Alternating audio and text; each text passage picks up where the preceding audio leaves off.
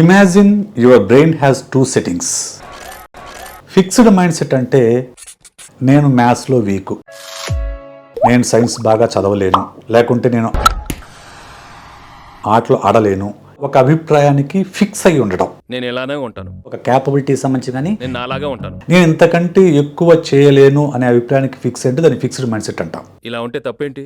అలా కాకుండా నేను ప్రయత్నం ద్వారా దీన్ని సాధిస్తాను, నేను ప్రయత్నంతో ఇంకా ఎక్కువ మార్కులు సాధించగలను అనే మైండ్ సెట్ ఉంటే దాన్ని గ్రోత్ మైండ్ సెట్ అంటారు. ఫిక్స్డ్ మైండ్ సెట్లో ఉన్న వాళ్ళు చిన్న పరాజయం వచ్చినా కానీ ఆందోళన పడతారు, అక్కడితో ఆగిపోతారు. వేరాజ్ గ్రోత్ మైండ్ సెట్ ఉన్న వాళ్ళు మళ్ళీ మొదలు పెడతారు. ఫెయిల్యూర్ని పాఠంగా తీసుకుంటారు, దాని నుంచి పాఠాలు నేర్చుకుంటారు, ప్రయత్నంతో ముందుకు సాగుతారు. ఏది మీరు ఎంపిక చేసుకుంటారో కింద కామెంట్ రూపంలో నాకు చెప్పండి.